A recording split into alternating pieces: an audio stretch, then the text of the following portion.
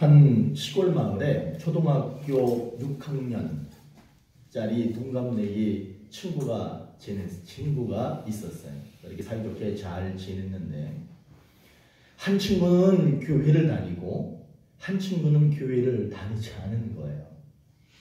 그러니까 이 교회 다니는 친구가 교회 안 다니는 친구를 얼마나 교회에 데려가고 싶겠어.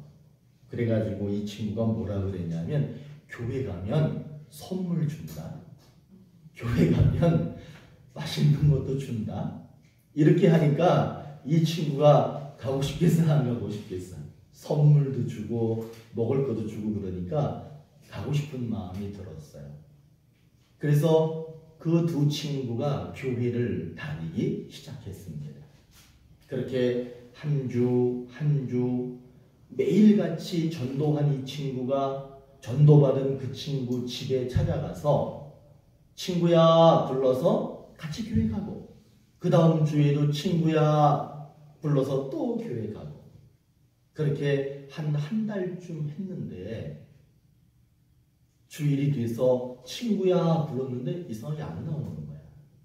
또 친구야 불러도 안 나와. 아무리 몇 번을 불러도 나오질 않는 거예요. 그러나 포기할 수 없으니까 계속 불렀어. 집 앞에서, 문 앞에서 계속 불렀어. 그랬더니 그 친구 형수가 나오는 거야. 형수가 나왔는데 그 친구가 형수 뒤에 이렇게 숨어 있는 거야. 그때 그 형수가 뭐라고 얘기하느냐 하면, 우리는 불교를 믿으니까 다시는 얘 교회 데리고 가면 안 돼. 다시는 얘 교회 데려가지 마. 그렇게 하면서 문을 열고 집으로 들어가는 거예요. 그 친구도 그냥 졸졸 따라서 들어가더니 문이 딱 닫힌 거예요. 그 친구는 안타까우니까 계속해서 어린 시절을 보내는 동안에 그래도 친구야 교회 가자 그런 얘기를 계속 한 거예요. 그러나 그 친구는 뭐라고 얘기하느냐 하면, 형수가 가지 말라고 그랬어. 형수가 무서워. 형수 말 들어야 돼 하면서 교회를 못 간 거예요. 그리고 30년이 지났습니다. 30년이 지나서 이 교회 다니던 친구가 고향 집에 내려간 거예요. 그래서 부모님도 뵙고 마을 분들에게 인사도 하고 그렇게 지내다가 이제 밤이 돼서 어느새 잠을 청하고 잠자리에 들었는데 얼만큼 잤는지 바깥에서 막 시끌시끌한 소리가 들리는 거예요. 웬 술 취한 사람이 거기에 온 것 같은 거야. 그리고 막 술 더 가져와. 그러니까 우리는 술 없어, 술 그만 마셔, 술 더는 줄 수가 없어, 이런 대화들이 막 오고 가는 거예요. 그래서 잠자리에서 일어나서 문을 열고 밖을 내다봤더니 그 친구가 자기 또 친구라고 찾아온 거야. 그 집에 찾아왔는데 보니까 그 모습이 완전 패이는 모습. 여러분 아시겠죠? 알코올 중독이구나. 그게 한눈에 들어오는 거야. 그리고 그 모습 자체가 완전 패인인 거야. 내 친구인데 어떻게 해야 되는가 하면서 그 교회 다니던 친구가 무슨 생각을 했느냐 하면, 저 친구가 그때 교회를 다녔더라면, 그리고 복음을 따라 살았더라면 행복한 가정을 만들었을 것이고 아이도 낳고 지금 교회에서 집사님이나 권사쯤 되어 있을 텐데, 이런 생각을 했습니다. 지금의 모습이 있잖아요. 우리의 지금의 모습이 갑자기 지금의 모습이 된 게 아닙니다. 우리의 지금 이 모습은 10년 전, 20년 전, 30년 전, 훨씬 그 전에 우리가 무엇을 해야 되겠다라고 하는 결정이 있었던 거예요. 그리고 그 결정들을 따라서 사실 지금 우리의 모습이 있는 겁니다. 그런 것처럼 여러분, 지금 내가 어떤 모습을 하고 있느냐는 내 미래의 모습입니다. 지금 내 모습이 미래의 모습이에요. 내가 지금 어떤 결정의 상태에 놓여 있느냐, 내가 어떤 모습을 가지고 있느냐? 이것은 10년 뒤의 내 모습일 수 있어요. 그렇기 때문에 우리들은 과거도 매우 중요합니다.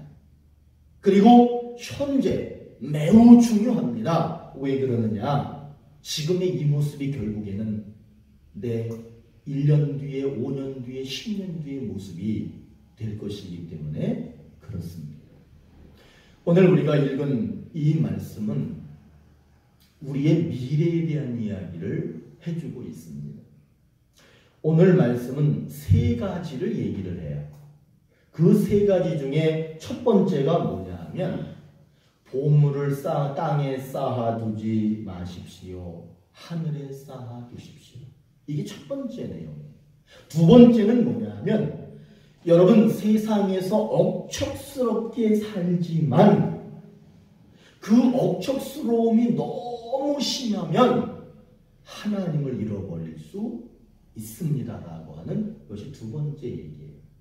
세 번째 내용은 뭐냐 하면 마음과 눈에 대한 이야기예요. 마음이 하늘에 있으면 그 마음 속에 하늘이 가득 찹니다. 내 마음이 하늘에 가 있으면 그 마음 속에는 하늘이 가득 들어있는 거예요. 눈이 하늘을 바라보면 그 눈 속에는 무엇이 들어있겠어요? 당연히 하늘이 들어있는 거예요. 그러나 여러분 우리의 마음이 땅에 가 있어. 그러면 우리 마음 속에는 땅만 가득한 거예요. 우리의 눈이 땅만 바라보면 땅만 가득한 거예요. 그래서 오늘 말씀은 우리에게 무엇을 얘기해 주느냐 하면 보물을 하늘에 쌓아두라. 세상만 바라보고 억척스럽게 살면은 하나님이 없다. 이런 얘기를 하는 거지만 실질적으로는 무엇을 바라보고 계십니까? 라는 것을 우리에게 질문하는 거예요. 여러분 지금 무엇을 보고 계십니까? 여러분들이 지금 바라보고 있는 그것이 여러분 마음속에 있습니다. 그리고 여러분들이 바라보고 있는 그것이 여러분의 마음속에 있고 그 마음속에 있는 것이 결국에는 여러분들의 미래를 결정합니다. 라고 하는 내용이 오늘의 말씀이에요. 여러분 오늘 말씀에서 그럽니다. 보물을 땅에다 쌓지 말고 하늘에 쌓으라 라고 하는데 그 보물이 뭔지 아시겠어요? 그 보물이 뭐냐 하면 저한테 보물이 뭐냐 물어보면 저는 뭐라고 얘기하느냐면 내 생명이 보물이에요. 내가 가지고 있는 이 생명이 보물인 거야. 그러면 여러분 이 보물 같은 이 생명이 어디에 있어야 되느냐? 당연히 하늘에 있어야 됩니다. 이 생명이 하늘에 있기 위해서는 우리는 하늘을 봐야 됩니다. 그리고 그것이 하늘을 바라봤을 때 그 하늘이 내 마음속에 가득 채워져야 됩니다. 그럴 때 하나님의 백성이 되고 하나님의 자녀가 되고 그 사람은 땅의 사람이 아니라 비록 내가 땅에 살고 있으나 하늘의 사람으로 그렇게 살 수 있게 되는 겁니다. 무엇을 바라보고 계십니까? 내가 지금 바라보고 있는 그것이 내 마음속을 가득가득 채웁니다. 그리고 그 마음속에 있는 것이 결국에는 시간이 지나 얼마 지나지 않으면 그 마음속에 있던 대로 내 모습이 그렇게 바뀌어 갈 겁니다. 여러분들이 땅만 보고 계시면 여러분들은 땅의 사람이 될 거예요. 여러분들이 하늘을 바라보시면 얼마 지나지 않아 우리는 하늘의 사람이 될 겁니다. 아니, 그건 어쩌면 지금 결정될 수 있습니다. 내가 지금 땅의 사람이 될 수도 있고 하늘의 사람이 될 수도 있습니다. 무엇을 바라보고 계시느냐. 오늘 말씀은 우리에게 땅을 바라보라고 말하지 않습니다. 우리가 모두가 하늘을 바라보고 그 바라본 하늘이 여러분의 마음속에 가득 채워지고 그 하늘이 여러분 마음속에 가득 채워지면 하나님께서 약속하신 것이 있는데 그것이 뭐냐 하면 한번 따라해 보세요. 영생. 영원한 생명. 그것을 약속하셨습니다. 그 영원한 생명이 있는 사람에게는 하나님이 또 한 가지를 약속하셨습니다. 그것이 뭐냐 하면 따라해 보세요. 이 세상에 사는 동안 내가 붙들어 줄게. 내가 책임질게. 이것이 그분의 약속이에요. 하늘을 바라보고 사는 사람에게 영생을 주시고, 그 영생은 근데 죽어서 아는 거 아닙니까? 그러니까 하나님이 뭐라 그러냐면 네가 이 세상에 사는 동안에 내가 너를 붙들어 줄 거야. 내가 너의 모든 삶을 책임질 거야. 이 약속을 하셨어요. 그렇기 때문에 우리는 무엇을 바라봐야 되느냐 하면 하늘을 바라보셔야 됩니다. 고린도전서 15장 40절에 이런 말씀이 있어요. 하늘에 속한 형체도 있고 땅에 속한 형체도 있으나 하늘에 속한 눈이 내가 많이 안 좋아졌어. 큰일이야. 그러나 그래도 자세히 보면 보여요.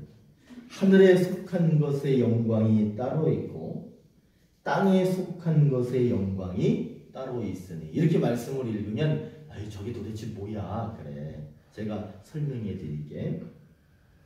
하늘에 속한 형체, 하늘에 속한 몸이 있다는 거예요. 그리고 하늘에 영광이 있다는 거야. 근데 사실은요, 하늘에 속한 형체, 하늘로부터 오는 영광, 이런 것들은 누구의 것이냐 하면 예수님의 거예요. 그렇기 때문에 우리들은 예수님을 믿어야 되는 거예요. 그런데 반대로 어떤 게 있느냐 하면 땅에 속한 형체, 땅에 속한 몸이 있고 땅으로부터 오는 것으로 만족하게 사는 사람이 있는데 그것이 누구냐면 아담이라는 거예요. 성경은 예수님과 아담을 이렇게 비교해서 얘기합니다. 여러분, 예수님을 바라보시면 하늘에 있는 분을 보시는 거예요. 하늘로부터 오는 귀한 축복을 보는 거예요. 그러나 땅을 보면 아담을 보는 거야. 아담을 보게 되면 땅의 영광, 땅이 주는 만족만 보고 사는 거예요. 그런데 여기에는 현저한 차이가 있습니다. 예수님을 바라본 사람은 영생이 있습니다. 예수님을 바라본 사람은 이 세상을 사는 동안에 그분이 지켜주십니다. 그러나 땅을 보고 사는 사람들은 영생이 없습니다. 그리고 하나님의 도우심을 받을 수가 없습니다. 자기가 노력한 만큼만으로만 살게 되어져 있습니다. 여러분, 살다 보면 우리는 그걸 느끼죠. 내 힘으로 안 되는구나. 그거를 많이 느낍니다. 그렇기 때문에 우리가 하늘을 보고 예수님을 바라보고 그분의 도움이 그래서 필요한 거예요. 내가 아무리 똑똑하고 아무리 잘났어도요, 결국에 우리 아버지도 엄청나게 아주 멋있게 생기셨어. 아주 능력도 많으시고. 그러나 결국에는 미래가 결정되어져 있잖아요. 그런 것처럼 우리의 미래가 하늘의 미래, 그분이 책임지시는 미래가 되기 위해서는 우리는 예수 그리스도를 바라보는 삶을 살아야 된다. 그것을 오늘 말씀하고 있는 겁니다. 예수님께서는 우리를 구원하셨어요. 그리고 그분은 지금 어디에 계시냐 하면 저와 여러분들이 미래에 살 곳을 준비하고 계셔요. 그래서 우리들은 염려할 게 없어. 우리의 미래는 이미 결정되어져 있어. 그분이 마련해 놓으신 그곳에서 그분과 함께 사는 것으로 이미 결정이 되어져 있습니다. 우리가 이 사실을 잊지 않고 땅을 보지 않고 하늘을 끝까지 바라본다면 그 약속은 반드시 우리에게 완전하게, 완벽하게 이루어질 겁니다. 오늘 말씀에 보물이 뭐냐? 우리의 생명이랍니다. 그러면 이 생명을 어디에다 두어야 되느냐? 땅에다 두면 안 된다는 거예요. 이 보물, 이 생명을 땅에 두면 안 되고 어디에 두어야 되느냐? 하늘에다가 두어야 된다. 왜냐하면 땅은 먹거리는 주지만 영원한 생명은 주질 못해요. 그러나 하늘은 영원한 생명을 줄 뿐만 아니라 하늘에서 비가 내립니까? 안 내립니까? 하늘에서 태양이 뜹니까? 안 뜹니까? 그런 것들이 있어야 먹거리도 나오는 거예요.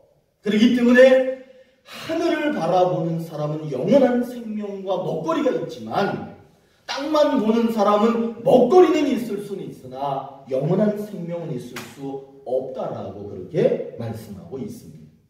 그렇기 때문에 우리의 미래는 지금 결정되는 거예요.